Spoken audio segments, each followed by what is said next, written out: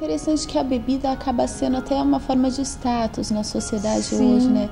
De repente a pessoa ela tem em casa várias garrafas de uísque, ou tem um uísque mais caro, um uísque mais raro de ter aqui. Porque eu lembro que na época, Ana, a conversa era: quanto que você pagou? Eu lembro que assim, eu tinha um bom salário, tinha um bom emprego, e eu lembro que uma vez eu paguei numa garrafa de uísque quase 2 vezes o meu salário, como status. E aquilo foi em meia hora, foi gasto aquilo. E aquilo trouxe uma satisfação de momento. De momento trouxe aquela satisfação. Logo passou aquilo. Então eu acho que as pessoas elas estão tão desesperadas por uma felicidade que elas estão se lançando em tudo aquilo que é oferecido a elas. E infelizmente, naquele momento que me foi oferecido, foi o álcool. O que me foi oferecido foi amigos de copo. Uma forma de baixo até linguajar, mas é amigo de copo. Que não dá para você confiar, que não dá para você ter segurança de forma nenhuma, que está com você num momento que você está dividindo ali com ele o líquido. Acabou. E a sociedade, de certa forma, ela é assim. Ela né? é assim. Você tem muitos amigos enquanto você está bem, enquanto Sim. você está por cima, enquanto o seu salário é alto, aí você tem muitos amigos ao teu redor. Mas a partir do momento que você começa a passar por dificuldades, não existem Acabou. amigos, né? Acabou. Até os mais chegados acabam se distanciando, às vezes até a família mesmo Sim. acaba desprezando, deixando de lado. E quando que você começou a ver, pastora, que você precisava de ajuda? Olha, eu cheguei num ponto que foi nessa desilusão, foi a terceira forte da minha vida, porque eu tive 3 pessoas importantes antes de conhecer a Cristo em minha vida. E todos os 3 foram noivos, foram compromissos sérios, né? E desse terceiro, eu lembro-me que nós estávamos já há 2 anos juntos. E nós tínhamos marcado o casamento para o meu aniversário, que era outubro na época. E eu fiquei sabendo, por um acaso, que ele tinha uma outra pessoa e que ele tinha marcado o casamento na mesma época comigo. Como que ele ia fazer, eu não sei. Mas ele tinha marcado. E aquilo para mim, não que foi o ato, eu acho que foi a junção dos 3 episódios serem iguais, da mesma forma. Eu cheguei à depressão profunda, Ana. Eu tentei o suicídio. Eu tentei pular de uma passarela, se jogar nos carros. E eu lembro que eu estava passando na rua, eu achei aquilo me assustou, porque eu não conhecia Deus, aquilo me assustou. Eu passei próximo a uma rua, eu moro no Embu das Artes, eu passei próximo ali de um trecho da feirinha até. E aí eu nunca tinha visto aquele homem, era um homem cego. Hoje eu entendo, assim, com sinceridade no meu coração, que era um anjo do Senhor. Mas ele era cego, e aquilo ficou assim na minha mente. Eu fiquei pensando por diversos dias isso. E ele olhou para mim, ele estava sentado em frente a uma igreja, ele olhou para mim e falou assim: Jesus te ama, moça. Não faça isso que você está querendo fazer, porque Jesus te ama. Mas ele falou de uma forma que paralisou as minhas pernas. E eu fiquei assim, atônita diante daquilo que ele tinha dito. Eu achei estranho. Aí depois eu lembro que eu tinha que ir ao banco e eu tinha um gerente que ele era muito sério, era muito sisudo, né, muito seco. E eu sentei à mesa dele e ele não disse nada, bom dia, nada. Ele olhou bem nos meus olhos e falou: Jesus te ama. Eu olhei assim e eu pensei comigo: que negócio é esse? Jesus está mandando um telegrama fonado para mim, quer dizer, telegrama falado para mim. Aquilo me assustou e eu fiquei com medo, eu tive um pavor. E era logo no início, assim, um breve, vou retroceder um pouquinho. O meu filho, o pai dele se converteu na época, e meu filho na época tinha 4 aninhos, e ele ia à igreja com o pai, e ele sempre pedia pela mãe, pela avó, pela família, né? E eu lembro que naquela época também, o missionário, ele pedia, na época na época eram associados, mas os patrocinadores de agora, que fizesse uma cartinha e colocasse lá no meio de Salmos. E ele não sabia ler nem escrever corretamente, mas eu tenho essa cartinha até hoje. que ele pedia assim: Papai do céu, eu peço para que a minha mamãe e a minha vovó parem de fumar e de beber e conheça a Ti, do jeitinho dele, mas estava escrito isso e ele colocou, né, na Bíblia, que ele tinha ganho do pai dele na época. E depois de um ano foi que aconteceu esses fatos, né? E aí eu chegando em casa, eu falei assim: eu vou assistir a programação, ver. Que ele falava: mãe, põe lá no canal, era no canal 11, liga lá, mãe, que o missionário vai falar com a senhora, 4 aninhos. E aí eu liguei. Aí o missionário estava, na época ele orava, ele punha a mão no televisor e pedia para que a gente também colocasse. E eu coloquei, e foi interessante que eu nunca tinha visto tal coisa. Eu fiquei assustada, realmente. E eu coloquei a minha mão sobre o televisor. Quando eu coloquei a minha mão sobre o televisor, né, eu estava com os olhos fechados, mas estava uma estática tão grande que eu não conseguia tirar a mão, porque me assustou e eu ia tirar a mão. Mas quando eu fechei os meus olhos e ele começou a orar, eu vi diante de mim assim uma roda muito grande de pessoas todas de branco, né? E no meio eu nunca tinha ido em centro. E logo à frente tinha batuque, eu não sei como que chama aqueles tambores. E eu via o meu ex-noivo na época, junto com uma moça de mão dada, e tinha uma peça de roupa minha, levando lá. E eu via assim, e falava o meu nome, quando eu via falar o meu nome, eu via muitas coisas ruins chegando até mim. E eu fiquei aqui, me assustou, eu tentei tirar minha mão, mas eu não consegui. Eu não consegui tirar a minha mão. E foi quando eu falei: não, tem alguma coisa errada. É melhor eu procurar ajuda. Isso não é à toa, isso eu não estou ficando louca, porque eu pensei que eu ficava louca, eu não dormia mais. Faziam 2 meses, Ana, que eu não dormia.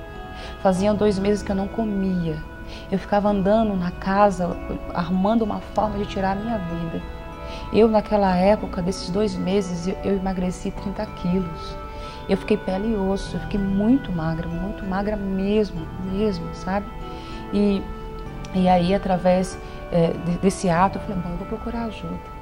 E o interessante é que olha a imensidão de uma igreja, a imensidão dessa igreja. Eu olhava e falei: eu vou procurar, eu vou, né? Estava até um testemunho parecido com o meu, eu vou procurar essa igreja. E eu cheguei até essa igreja, mas eu não achava essa igreja, ela estava diante de mim, eu não via. Eu perguntava assim para o Senhor, foi eu e uma amiga minha, eu perguntava da igreja, ele olhava para a gente, falava: mas está ali. A gente falava: ali aonde? Né? Ali aonde que está? Ele: ali, você não está vendo? Você está brincando comigo? Eu falei: não, Senhor, eu não estou vendo, eu estava desesperada. E era feriado, não tinha ninguém na rua, não tinha nenhum carro. E quando nós íamos atravessar, nós olhamos para um lado, para o outro, não tinha carro nenhum. Quando nós colocamos o pé para atravessar, só deu tempo da gente fazer assim. E o carro passou. Nós entramos na igreja, eu lembro que o pastor até estava no momento de uma oração forte. Quando eu vi por mim, eu sei que tinha uma obreira conversando comigo, sabe? E foi assim um mês de libertação. Mas foi uma coisa tão grande que Deus fez comigo, foi uma coisa tão bonita que Deus, isso é marcado, isso me emociona, porque eu não sei o trabalhar de Deus, mas eu sei o trabalhar de Deus que fez na minha vida. Foi assim, foi um mês que Ele me transformou, que Ele mudou. É uma palavra muito forte que Ele fala assim que quando o Senhor entra no nosso coração, nós nos tornamos igual a Ele.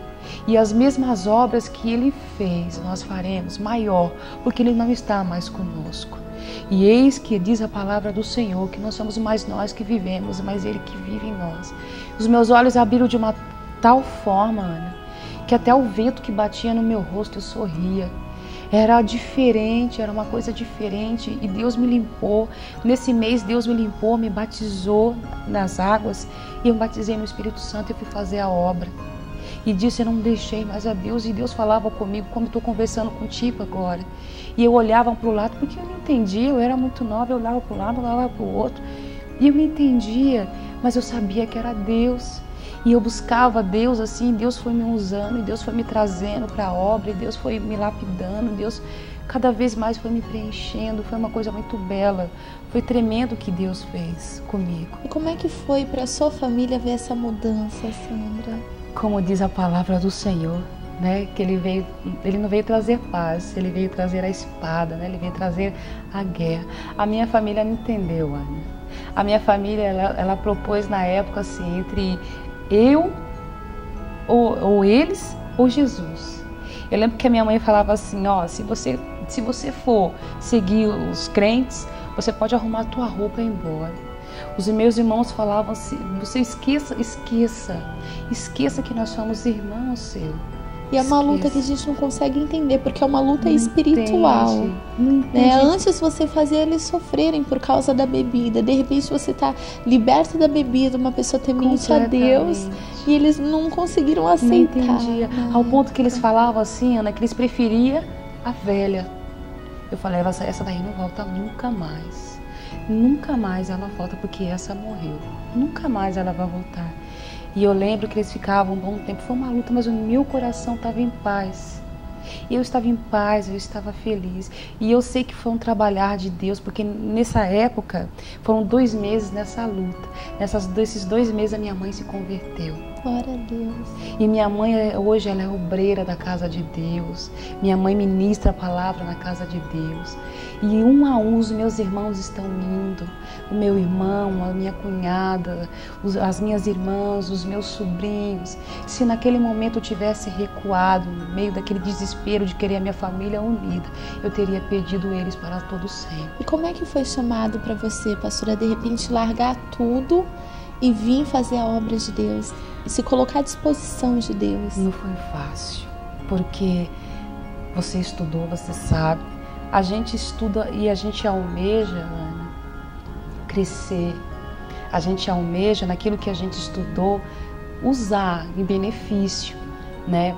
Em benefício das pessoas, mas em benefício próprio também. E eu tive, como eu disse para você, através do meu estudo, eu tive a recompensa do estudo, né?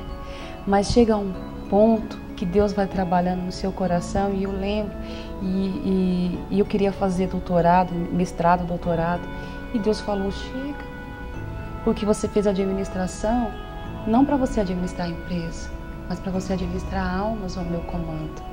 Chegou o momento de você administrar as almas. Igual Pedro, né? Chegou o momento de ser pescadores de homens. Né? E assim, eu acredito que também não foi fácil para Pedro, também não foi fácil, não de doação do meu coração, mas do convívio, naquilo que o meu trabalho trazia para a minha família, né? Trazia como vou te dizer, um amparo bom, né? Mas eu me agarrei naquela palavra que o Senhor diz, que aquele que largar pai, mãe, filhos, filhas, né, tudo por amor a Ele, num dia de hoje ainda, Ele dará 100 vezes mais. Eles não entenderam, eles me chamaram de louca. Você é louca. Pessoal no serviço, imagina, você é louca. Porque eu tinha, né, eu cheguei a um ponto, Ana, que eu era vice-presidente de uma consultoria, né, empresarial. E para você chegar até esse ponto, é árduo, mas Deus, até é interessante, porque Deus me fez assim, muito rápido chegar a esse ponto. Né? Eu cheguei a esse ponto muito rápido. Glória e eles não entendiam.